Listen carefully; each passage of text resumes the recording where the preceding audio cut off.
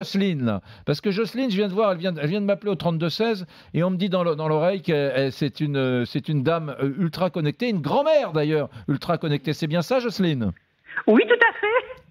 Donc Bonjour vous, Eric. bonjour. Donc vous communiquez avec quoi? Vos petits-enfants? Mes petits-enfants, mes enfants, je trouve que c'est absolument génial, c'est un outil génial. Moi j'ai connu l'évolution depuis le début. Ouais. Avec le Minitel, j'ai toujours suivi et je trouve ça génial parce qu'avant, Jocelyne, le Minitel Rose, le Minitel Rose, Jocelyne, le Minitel Rose. Oui, tout à fait. Pas le rose pour moi, mais bon, le Minitel. Ouais. 3615, ouais, bien sûr. Non, 3615, c'est oui. 3615, c'est ça. Non, alors, attendez. Donc vous m'appelez là, dans mon émission, Jocelyne, oui. pour me dire en gros, arrête, Eric, faut pas culpabiliser les gens. C'est génial. On a toujours eu peur de tout ce qui est évolutif, avec lequel on n'a pas trop de recul, etc.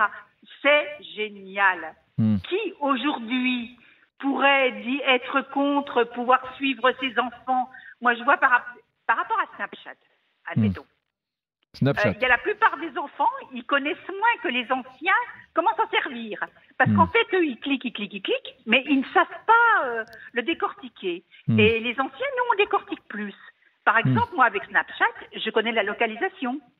Qui, d'avant-hier, pouvait connaître la localisation de son enfant? Personne. Ah, donc avec Snapchat, tu peux le faire. Jocelyne, 62 ans, c'est bien ça, grand-mère, elle flique, grâce à Snapchat, elle flique ses petits-enfants, elle savent où ils sont. Oui. Tant que c'est les petits-enfants. Où un de mes fils s'en est aperçu, et Tant que bon, il a enlevé le truc, mais il était même pas au courant. Mais bien sûr, tu as plein de trucs comme ça, je trouve ça génial. Ouais. Qui m'empêche pas d'être beaucoup dessus et de lire à côté. J'adore lire. Dis-moi, Jocelyne, combien de temps tu y passes tous les jours là-dessus? J'y passe beaucoup de temps le soir. Le soir. Et quand tes petits-enfants viennent dîner chez toi le soir, tu imposes des règles ou finalement tu as décidé d'être une grand-mère libérale? Tout s'impose naturellement. C'est-à-dire qu'on a le smartphone à côté de nous, ça c'est évident. Si un appel urgent, on va y répondre. Par contre, naturellement, mes petits-enfants, mes enfants et nous-mêmes, nous communiquons, on se marre entre nous, on rit.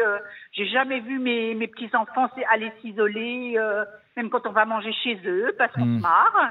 Mais voilà, on va parler. On se marre en parlant d'un film Netflix, d'une série, de ceci, de cela, ou d'autres choses familiales. Mais voilà, tout se passe très très bien. On a peur de choses. Aujourd'hui, c'est ça le progrès.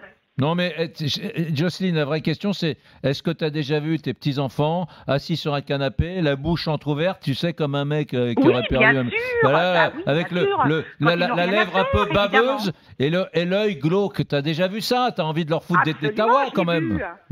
Absolument, je l'ai vu, mais on nous disait la même chose quand il y a eu les premières télés, quand il y a eu les BD, t'en parlais tout à l'heure. Les BD, moi aussi, j'étais interdite de BD. J'adorais Tartine Mariole, vous connaissez pas? Non, Tartine Mariole. Non. Bon, qu'est-ce que c'est que ça, Tartine Mariole? Bon, je les lisais, je les cachais sous mon lit, et j'en lisais. Mes parents, pour eux, c'était affreux, quoi. Et moi, ça m'a pas empêché de poursuivre mon chemin, voilà. Attends, Jocelyne.